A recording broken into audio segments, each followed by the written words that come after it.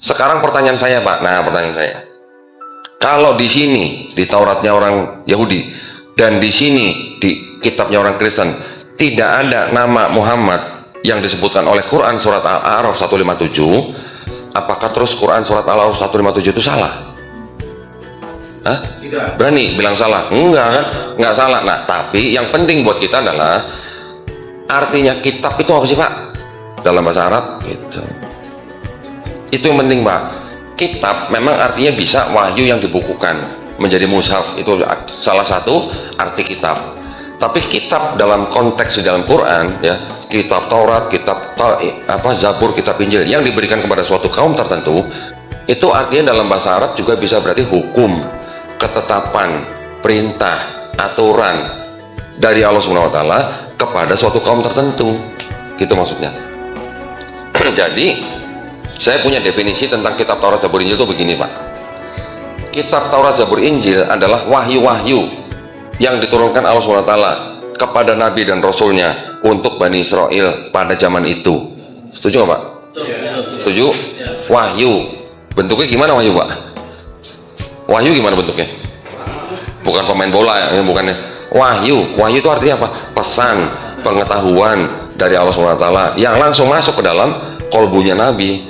Bisa melalui malaikat Jibril, bisa langsung masuk lewat mimpi dan sebagainya. Namanya wahyu. Ketika sudah masuk dalam kolbunya Nabi, Nabi menyampaikan kepada umatnya, itulah wahyu yang sudah disampaikan kepada umatnya melalui nabinya.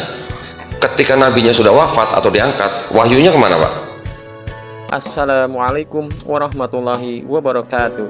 Alhamdulillah, kita berjumpa kembali di dalam diskusi lintas agama yang membuka cakrawala berpikir kita untuk dapat menemukan kebenaran yang sesungguhnya akan pengabdian kita kepada Sang Maha Pencipta Allah Subhanahu wa Ta'ala yang mengutus para nabi dan rasulnya.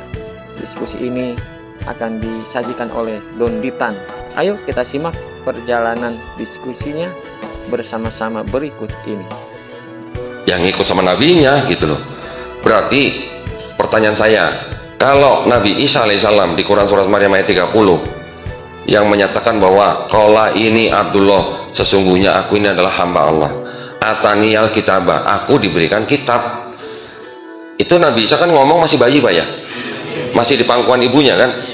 Kalau dibilang aku diberikan kitab, apakah kitab yang buku jatuh dari langit begini? Enggak kan, Pak. Nah, itu yang dimaksud dengan wahyu. Wahyu yang diberikan Allah kepada Nabi walaupun masih kecil, walaupun masih bayi gitu. Bukan berarti buku jatuh dari langit begini, Pak. Benjol. Zaman Nabi Musa apa udah ada buku? Zaman Nabi Isa apa udah ada buku?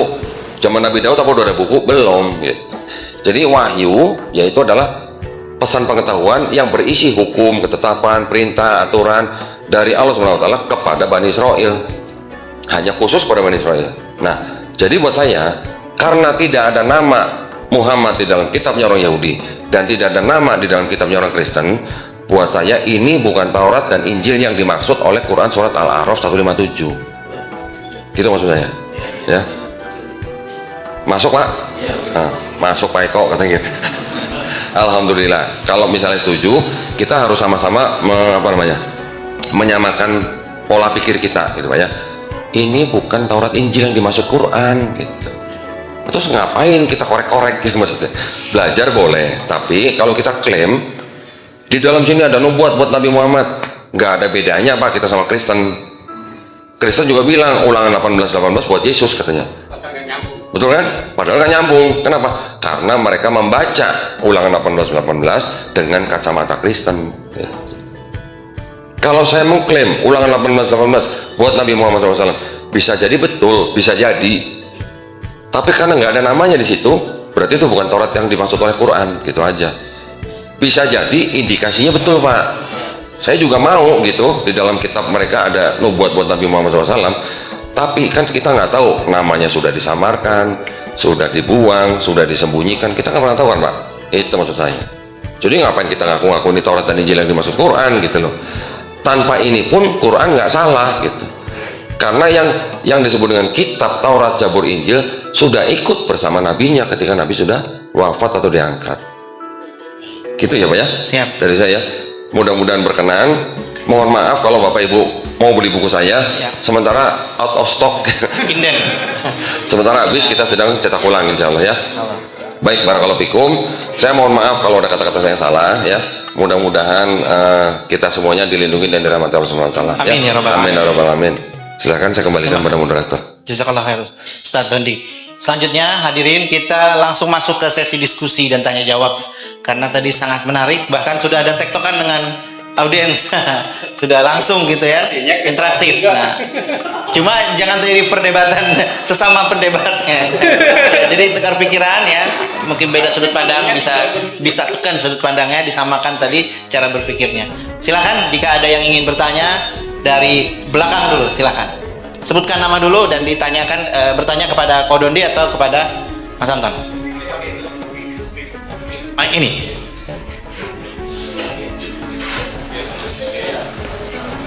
Cik.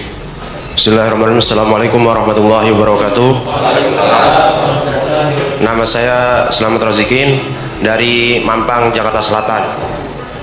Saya izin bertanya dari narasumber Mas Anton.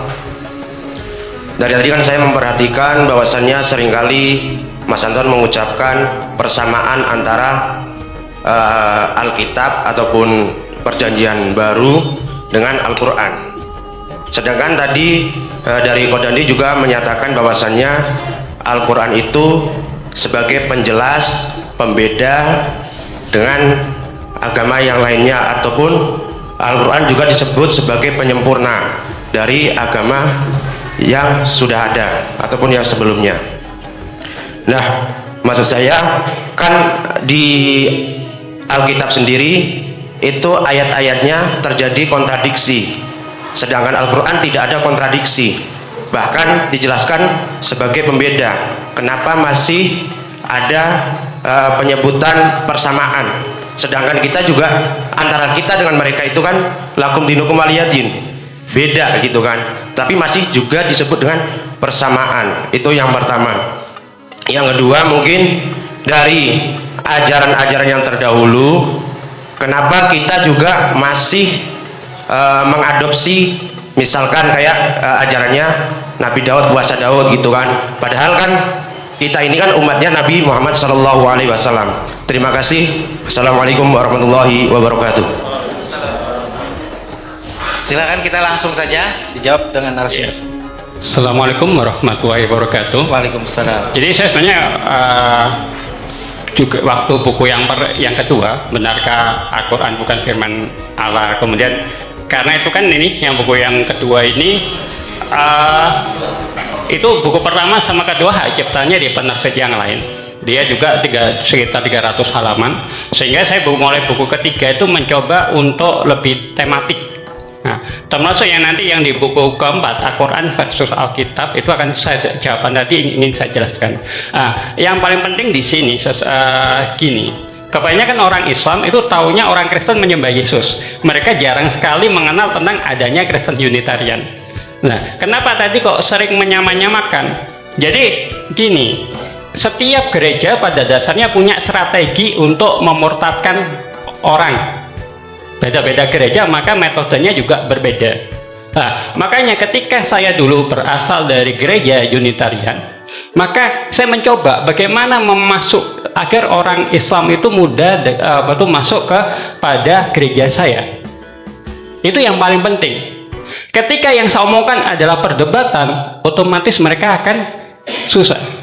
Jadi kenyataannya gini ya, ketika saat itu ya, ini mungkin salah satu ini ya. Jadi salah satu metode saya katakan kepada mereka yang tadi bahwa saya la ilaha illallah, Anda la ilaha illallah. Sama nggak? Sama. Minuman memabukkan, haram, langsung semua. Jadi intinya pada dasarnya Yahudi, Kristen, dan Islam itu kan berasal dari satu bapak, Abraham.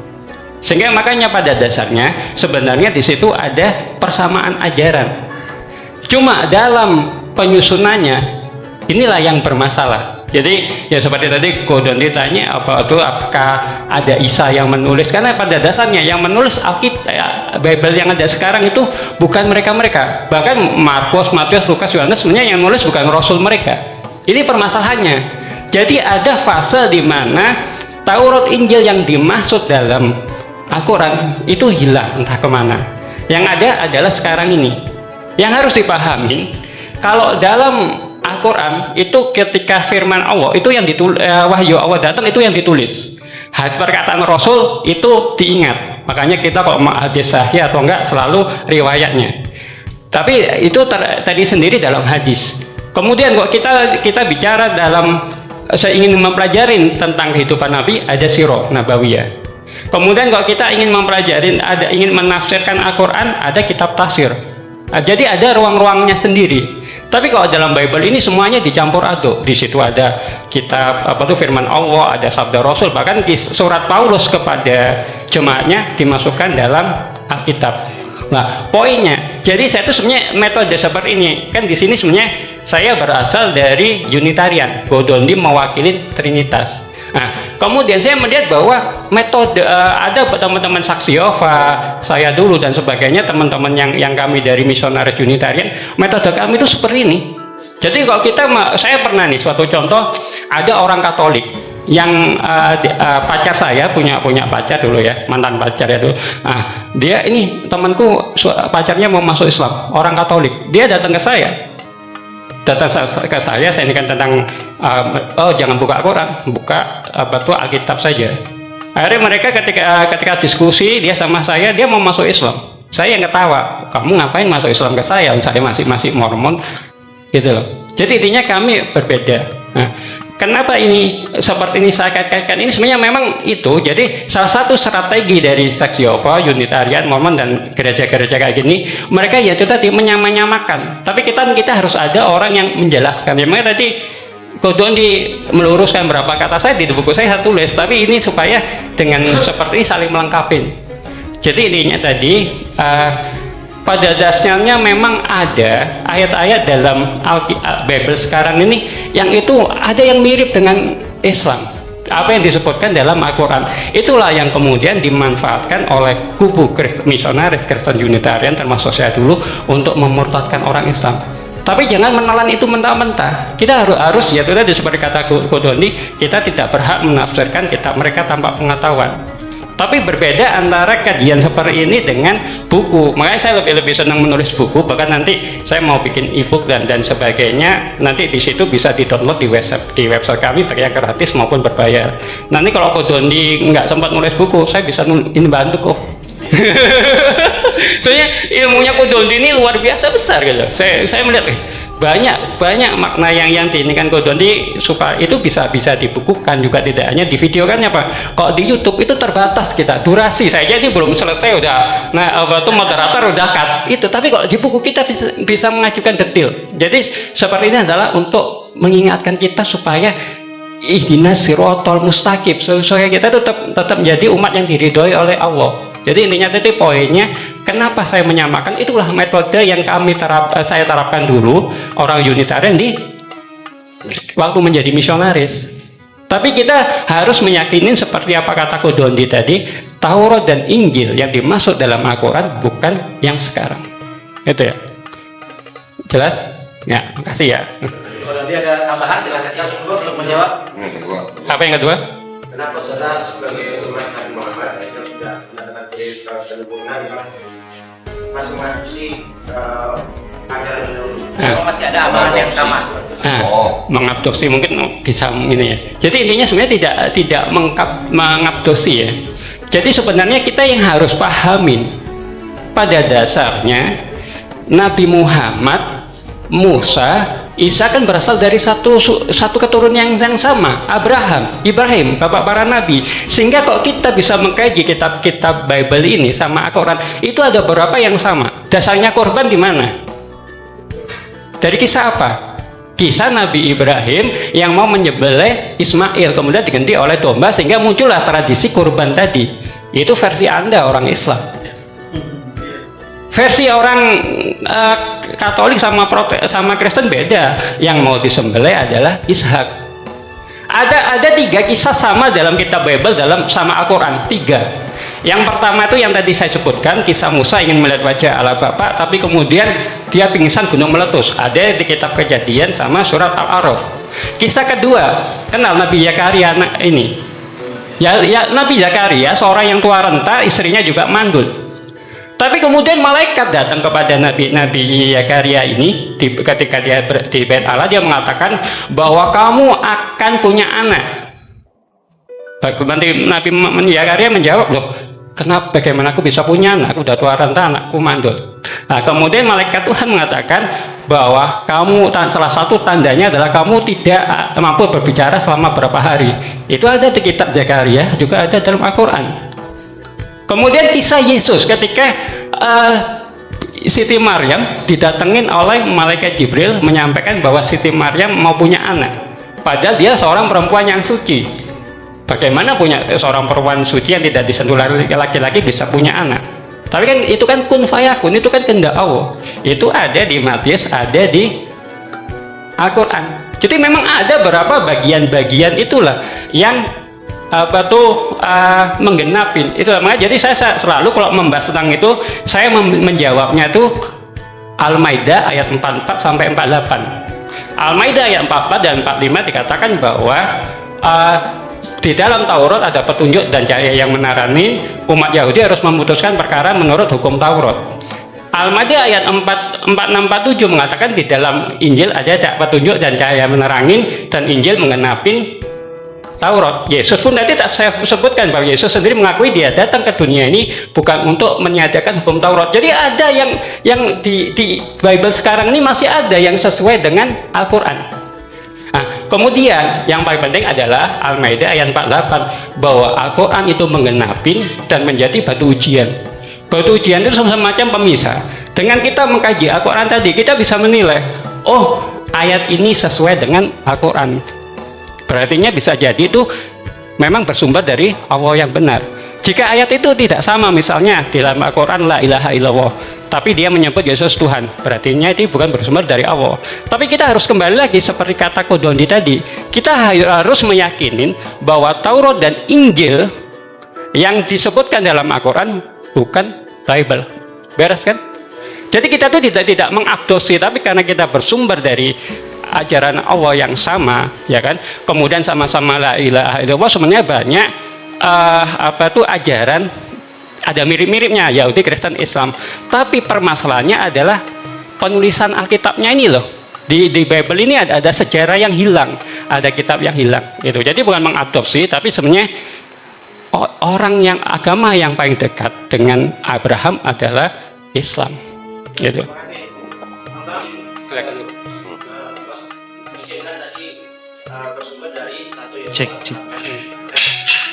Cek satu.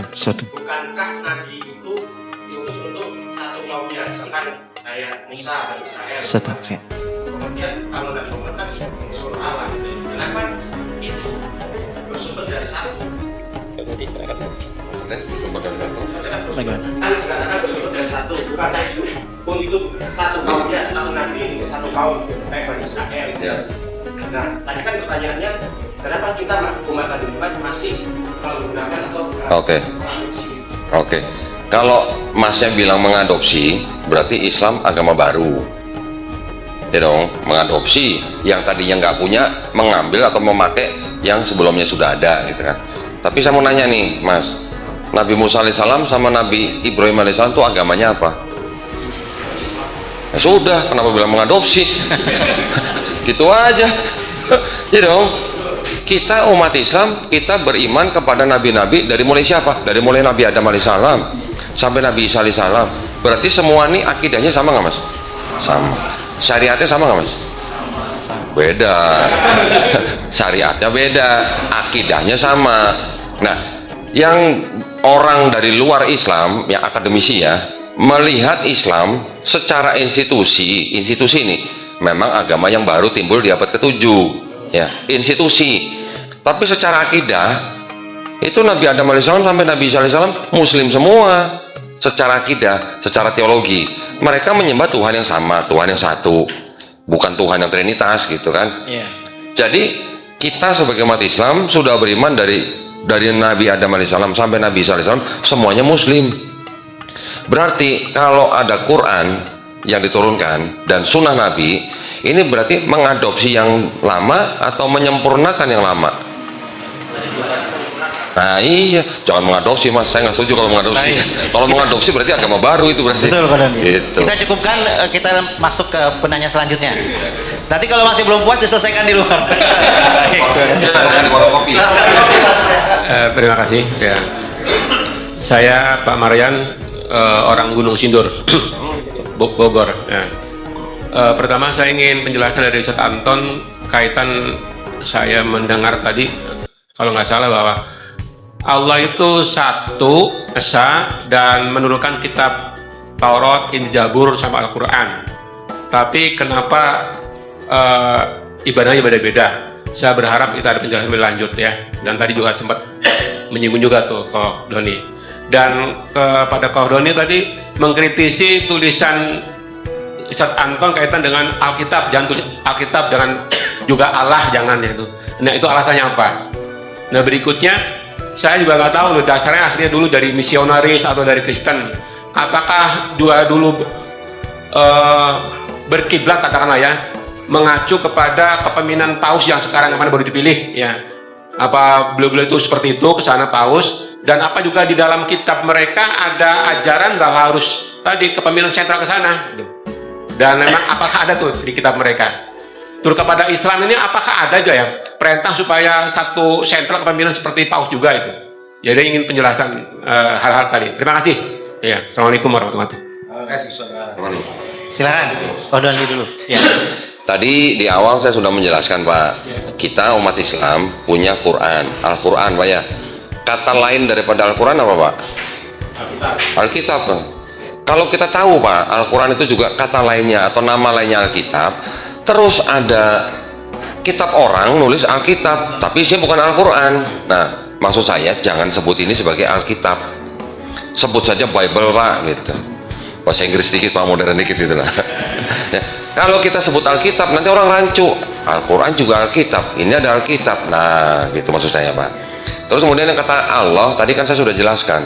Dalam kaidah bahasa Indonesia KBBI, Tuhan itu adalah sesembahan atau sesuatu yang disembah, dipuja, diyakini sebagai Maha Esa, Maha Perkasa dan lain-lain. Kata Allah adalah nama Tuhan dalam bahasa Arab. Sedangkan di dalam kitabnya orang Kristen Pak, menggunakan kata Tuhan juga, menggunakan kata Allah juga, tulisannya ALLAH Pak ya. Tetapi mereka menggunakan kata Allah di dalam kitab mereka ini bukan sebagai nama, tapi sebagai apa? Sebutan. Ya, istilahnya sebagai generic name atau sebutan umum gitu. Padahal menurut KBBI Allah itu adalah nama Tuhan dalam bahasa Arab. Jadi Allah itu adalah proper name, nama pribadi gitu. Presiden Jokowi misalnya atau Presiden Prabowo gitu Pak. Yang presiden ini kan jabatannya. Allah. Di sini tulisannya Allah Pak. Bahkan ada ayat bunyi begini, jangan ada Allah lain di hadapanku. Tidak ada apa namanya yang Yohanes 17:3 Pak, bahwa inilah hidup yang kekal untuk mengenal engkau Bapa nih satu-satunya Allah yang benar dan mengenal Tuhan gitu. Jadi ada perbedaan ada penyamaan antara kata Tuhan dengan kata Allah di dalam Bible. Insya Allah dikoreksi, insya Allah. Nah, terus kalau yang tadi Bapak tanya, apakah ada perintah untuk berkiblat kepada Paus? Yang berkiblat kepada Paus itu hanya Kristen Katolik Pak. Kristen itu ribuan Pak denominasinya. Sekarang itu baru ada kira-kira barulah 60.000 lah Pak. Nah, kan belum 200.000, jadi masih baru Pak 60.000. Segitu banyaknya. Kristen itu dulunya awalnya ketika mereka belum pecah besar itu disebut dengan Kristen Pentarki Pak, abad-abad keempat. Itu pun setelah ada konsili Efesus pada tahun 431 Masehi sudah ada pecahan tuh gereja timur gitu, Nestorian gitu. Kalau kita mendengar sepupu daripada istri Nabi Muhammad SAW yaitu Warokah bin Naufal, bisa jadi dia adalah Kristen Nestorian ini. Tapi setelah adanya konsili Kalsedon tahun 451 Masehi, gereja Pentarki ini menjadi gereja yang istilahnya menjadi gereja yang pusat gitu lah Pak. Mereka punya 5 kota, ada di Roma, Alexandria, Yerusalem, Konstantinopel dan Antiok. Nah, gereja ini baru pecah di abad 11 tahun 1054, pecah antara Katolik dan Ortodok gitu Pak. Yang Katolik diprotes sama umatnya sendiri, sama Martin Luther tahun 1516 timbul gereja Protestan, makanya orangnya disebut Protestan gitu. Jadi kalau saya donditan apa nih? Protestan, orang yang protes gitu. Ya, protes tahun abad 16 Pak. Setelah hampir 600 tahun baru timbul gereja Protestan. Protestan diprotes lagi sama pengikutnya. Ada jadi timbul Lutheran, timbul Anglikan, timbul Calvinis, timbul Metodis, timbul Baptis, sampai timbul Mormon gitu. Ini juga ini bagian dari Protestan Pak sebenarnya Pak. Ya. Sempalan gitulah istilahnya. Jadi di dalam Protestan pun nanti ada yang menerima Konsili Nisea, ada yang tidak menerima. Ya. Itu Pak, masing-masing itu nanti juga pecah lagi, ada karismatik, macam-macam. Bahkan ada gereja pecahan gereja LGBT, ada juga yang melegalkan pernikahan sesama jenis. Pokoknya ribuan itulah Pak ya. Jadi sekarang kira-kira baru 60.000 Pak denominasi. Jadi kalau Bapak nanya Paus itu baru Katolik Pak. Kalau yang Protestan pusatnya banyak. Nggak ada Pak, nggak ada. Ya itu manajemen Pak. Mas Anton mau menambahkan?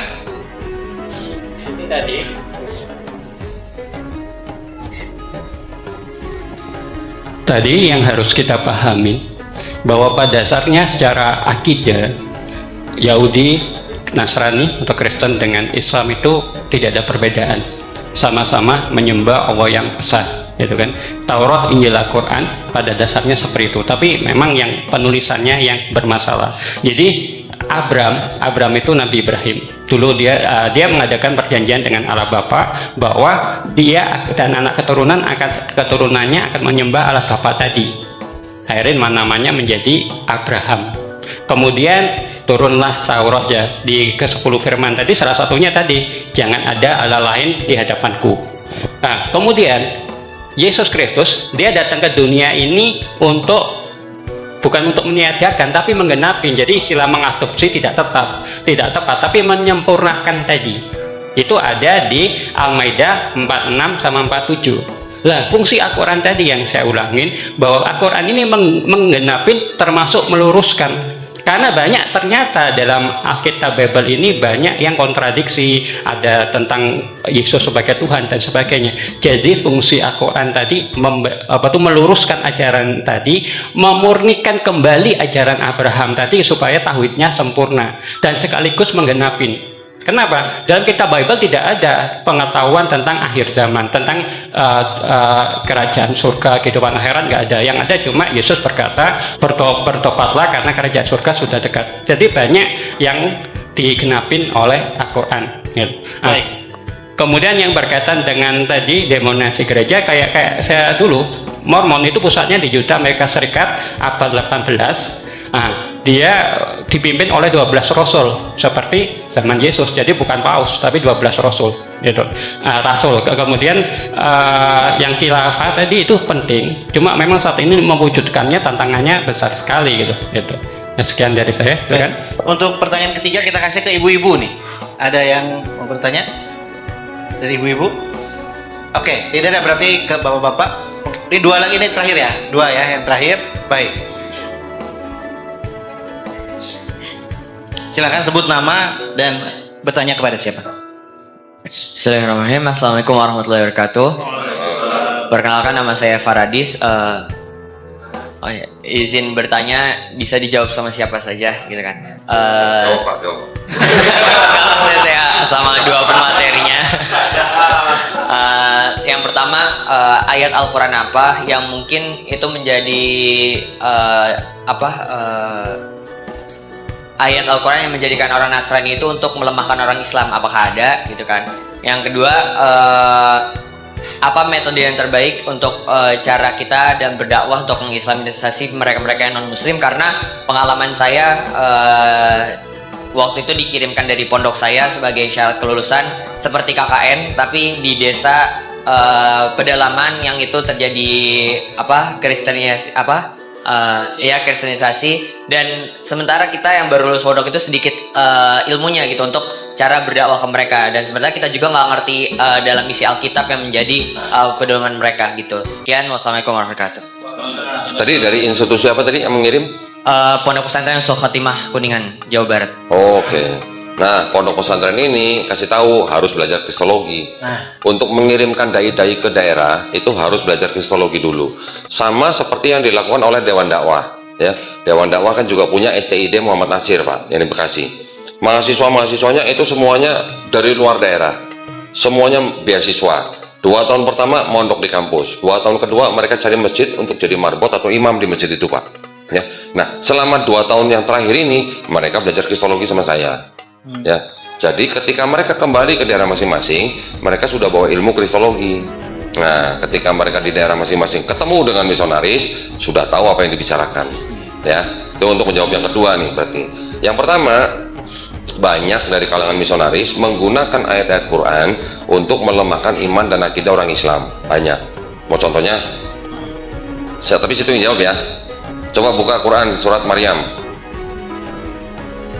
Ini langsung praktek aja biar ngerasain sendiri gitu. Ya, betul. Kalau dideketin misionaris gimana rasanya gitu. Benar. Ya.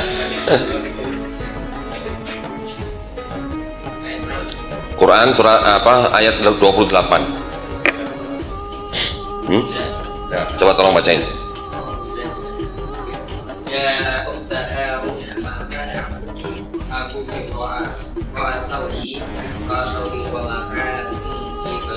Ya, itu Bunda Maryam, ibunda daripada Nabi Isa alaihissalam, itu membawa Nabi Isa alaihissalam bertemu dengan kaumnya, ya, kaum Yahudi kan. Kemudian kaum Yahudi menyebut Bunda Maryam dengan sebutan apa? Ya, Ukhta, Ukhta Harun. Siapa Harun yang dimaksud di situ? Tahu nggak? Nggak, Harunnya. Ukhta Harun artinya kan saudara perempuan Harun. Maryam disebut oleh kaumnya saudara perempuan Harun. Harun siapa yang dimaksud di ayat itu? Tahu nggak? Nggak tahu. Itu adalah yang dimaksud adalah Nabi Harun alaihissalam, ya, abang daripada Nabi Musa alaihissalam. Disebutnya saudara perempuan Harun. Padahal Maryam dengan Nabi Harun bedanya berapa? 1300 tahun. Kok disebut saudara perempuan? Salah nggak tuh Quran? Contoh, bisa jawab nggak? Ya. Bisa jawab nggak? Nah, gampang. Pelajari dulu kata ukhta. Ukhta itu artinya banyak gitu. Bisa saudara perempuan, bisa juga apa? Keturunan. Keturunan juga bisa. Ada sebuah hadis, sahabat Nabi namanya Mughiroh namanya, ya. Dia berangkat ke Najran, tempat orang-orang Nasrani di Yaman. Orang-orang Nasrani di Najran itu nanya kepada sahabat Nabi ini, kenapa di Quranmu dibaca Maryam Ukhta Harun atau saudara perempuan Harun, padahal jarak mereka jauh sekali gitu. Sahabat Mughiroh ini pulang ke Madinah, dia nggak bisa jawab, sama seperti kamu sekarang nih. Dia pulang ke Madinah, lapor sama Rasulullah. Rasulullah jawabnya gimana? Kenapa kamu tidak katakan kepada mereka bahwa sudah menjadi kebiasaan Bani Israel untuk menyebut orang dengan sebutan orang-orang soleh sebelumnya? Berarti kalau begitu apa? Nah, berarti Maryam itu keturunan daripada Nabi Harun alaihissalam. Jawabannya begitu. Tapi mereka dengan ketidaktahuan berharap orang Islam banyak tidak tahu, memakai ayat itu melemahkan orang Islam. Tuh, Quran lu salah. Karena Maryam dan Harun bedanya 1300. Kok disebut saudara perempuan gitu. Ya, itu kalau orang Islam yang jawab cukup sampai di situ, Pak. Tapi kalau saya, Mas Anton, jawabnya nggak sampai situ. Saya balik nanya. Kuliti lagi. Saya balik nanya. Kalau orang apologet seperti kita nih, Pak, ya. Kalau apa namanya? Kita tuh nggak rela gitu kalau cuma ngejawabnya cuma dari sisi Islamnya doang. Kita harus bisa menyerang balik dari kitab mereka. Itu ya, jadi kalau apologet, Pak, karena sudah mempelajari kitab mereka, kita tahu isinya mereka dalam kitab mereka, jadi serangan baliknya tuh enak, Pak, bener. Ibarat tinju tuh uppercutnya mantep gitu, Pak, kalau pakai ini gitu, Pak, uppercutnya. Gimana jawab serang baliknya? Di sini di dalam Lukas, ya, di dalam surat Lukas namanya, itu disebutkan bahwa ada seorang imam yang namanya Zakaria, tadi disebutkan sama Mas Anton, punya istri namanya Elizabeth. Elizabeth ini disebutkan keturunan Harun, ya. Maria itu sanak saudaranya atau kerabatnya Elizabeth. Berarti Elizabeth dan Maria keturunan Harun bukan, Pak? berarti Maria juga keturunan Harun karena dia adalah kerabatnya Elizabeth keturunan Harun. Berarti bukti bahwa di dalam Quran kalau disebut ukhta Harun, Maryam itu adalah keturunan Harun. Di sini juga dikuatkan Maria juga keturunan Harun. Satu, ada lagi yang kedua, Yesus di sini disebut anak Daud. Ya Pak ya, anak Daud itu maksudnya apa? Apakah anak kandung Daud? Hah? Bukan dong, keturunan Daud ya. Karena di Matius 1 ayat 1 sampai 17 itu ada silsilahnya tuh, dari mulai Abraham ke Daud, Daud ke pembuangan Babel sampai ke Yesus. Yesusnya disebut anak Daud. Apakah kalau Yesus sebut anak Daud, Yesus tuh anak kandung Daud? Kan bukan. Berarti artinya apa? Keturunan. Yesus di sini bilang ke orang-orang ahli Taurat dan orang Farisi, "Hai kamu keturunan ular beludak," katanya. Apakah orang-orang Taurat itu anak ular? Kan enggak. Jadi orang-orang yang menggunakan ayat seperti itu tidak tahu bedanya kalimat majasi dan kalimat harfiah. Ya, kira-kira begitu. Cukup? Atau ada lagi? Mau lagi? Cukup. Selanjutnya, Banyak. Selanjutnya silakan. Banyak ayat-ayat yang dipakai oleh misionaris untuk melemahkan umat Islam dari ayat-ayat Quran sendiri. Ya. Ya, Assalamualaikum warahmatullahi wabarakatuh. Saya Ridho dari Serpong. Izin tanya kepada Donditan. Koh Dondi, tadi kan Koh Dondi menyebut bahwa wahyu Taurat, Zabur dan sebelumnya itu wafat bersama nabinya gitu ya. Maksudnya wahyunya wafat gitu. Nah, Ya. sejauh observasi dari Koh Dondi selama ini, masih ada nggak orang-orang yang meyakini wahyu yang wafat itu, maksudnya wahyu yang wafat bersama nabinya itu masih ada nggak sejauh observasi Koh Dondi selama ini gitu? Masih Ya, ditemukan entah orang-orangnya yang penganutnya gitu yang masih meyakini wahyu yang wafat bersama nabi itu masih ada nggak yang selama ini Koh Dondi temukan, atau bentuk-bentuk secercah surat atau apa gitu, atau arsip-arsip lah atau apalah gitu, ada nggak? Arsip-arsip yang saya berhasil kumpulkan itu yang ada di dalam kitab-kitab di luar daripada kitabnya orang Kristen ya. Iya. Saya nggak berani bilang bahwa itu berasal dari wahyu yang sebenarnya. Pokoknya kalau sama atau sesuai dengan Quran, kita anggap itu benar. Tapi kalau tidak sesuai dengan Quran, kita tolak. Gitu. Contoh, kan umat Islam senang banget tuh kalau nanyain Injil Barnabas gitu katanya. Bener kan? Saya di mana-mana kalau ceramah saya nggak ngomongin Barnabas, tapi yang ditanya selalu Barnabas gitu. Itu seperti orang yang sedang, ya seperti Mas tadi nanya, masih ada nggak orang yang mengikuti wahyu-wahyu tersebut? Memang di Quran kan sudah sangat jelas bahwa Nabi SAW mengatakan akan ada nabi lagi yang bernama Ahmad, ya kan?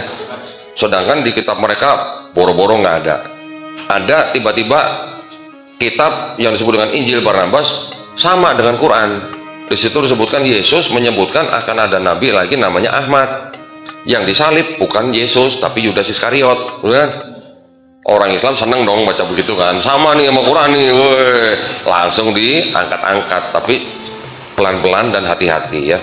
Selama dokumen-dokumen tersebut tidak berasal atau tidak nyambung atau tidak sampai kepada Rasulullah, jangan diterima dulu, jangan buru-buru gitu. Ternyata benar setelah dipelajari Injil Barnabas itu, walaupun dia bilang akan ada nabi namanya Ahmad, walaupun yang dibilang yang disalib Yudas Iskariot, tapi di Injil Barnabas juga itu disebutkan bahwa yang disebut Al-Masih bukan Yesus, tapi siapa? Nabi Muhammad SAW. Pernah nggak baca di Quran Nabi Muhammad SAW disebut Al-Masih? Hah? Ada? Nabi Muhammad Al-Masih? Hah? Ada? Boleh kasih saya hadisnya? Nabi Muhammad Al-Masih? Al-Masih? Nama lain Nabi Muhammad Al-Masih, iya. Ada? Coba di hadis mana? Al-Masih ya. Tahu kan Al-Masih artinya? Kan saya ngomongnya Al-Masih ya dari tadi ya. Nah, tidak ada. Jadi kalau tidak ada, berarti Injil Barnabas sesuai nggak dengan Quran? Nggak sesuai. Maka itu jangan buru-buru. Jangan buru-buru pakai gitu. Kalau bukan atau tidak berasal atau nyampe kepada langsung pada Rasulullah, gitu ya. Nanti ada lagi yang begini. Ada dokumen namanya Invensi Gospel of Thomas. Di dalam Invensi Gospel of Thomas itu diceritakan Yesus ketika kecil membuat burung dari tanah liat. Kan sama di Quran juga ada, ya kan? Nah, hati-hati juga.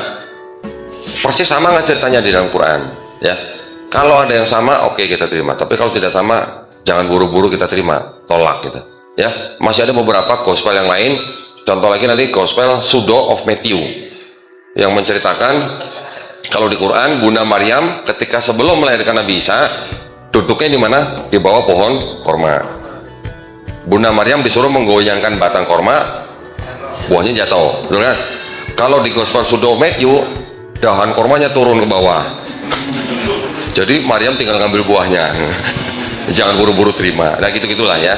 Jadi belajar kristologi memang kita juga harus berpegang kepada Quran dan Sunnah. Jangan lari dari itu. Beda dari itu jangan terima dulu. Tapi pengetahuan itu hanya bisa dipakai sebagai referensi aja. Ya. Oke, cukup. Baik, cukup. Selanjutnya. Jadi gini, tantangan yang dihadapin umat Islam itu besar.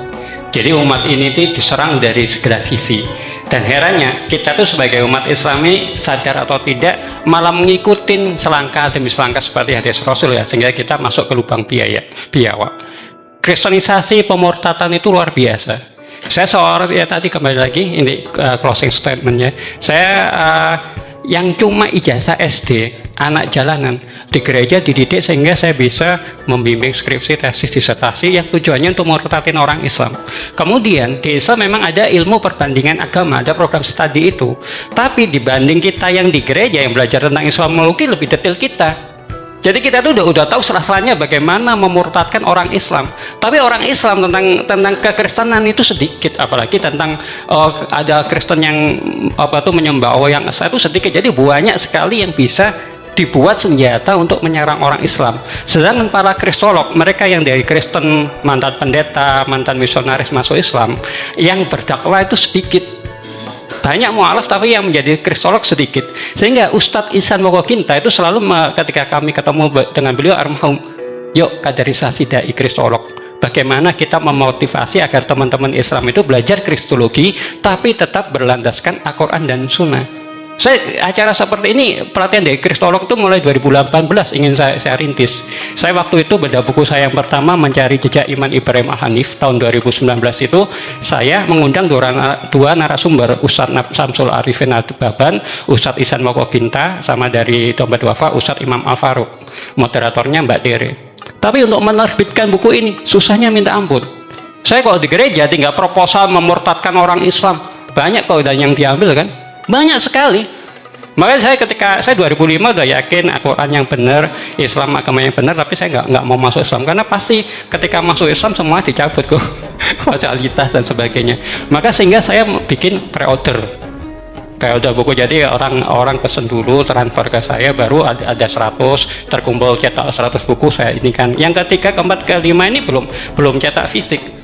Masih dalam sebenarnya udah yang buku yang ketiga sama keempat udah jadi, tinggal terbit. Makanya saya ingin fundraising. Kajian seperti ini pun saya masuk organisasi satu, langsung keluar lagi, masuk lagi ke organisasi yang ingin menawarkan pentingnya kaderisasi ini. Tapi alhamdulillah ketika kemarin kami baru ketemu lagi dengan Kodoni setelah hampir 1 tahun lebih tuh ya kita nggak ketemu. Kami ketemu di pesantren Darun Najah, saya ke pesantren Mu'alaf, akhirnya kita ketemu, kemudian diundang Kodoni, saya nganterin teman Abdullah ini cek sentan yang podcast di Kodoni, akhirnya saya pun podcast di sini saya punya ide kenapa ini nggak saya teruskan lagi. Kita dana minim langsung ke teman-teman, mereka mendukung, mau ada yang membuatin saya channel YouTube, ada yang membuatin web. Jadi nanti di web itu yang sedang kami kembangkan nanti bisa ada yang buku saku yang gratisan dan sebagainya. Jadi intinya kita benar-benar ingin mengedukasi, kita ingin melakukan kaderisasi dari kristolog. Alhamdulillah berapa organisasi kayak IKADI juga insya Allah akan kerjasama dengan kami seperti itu.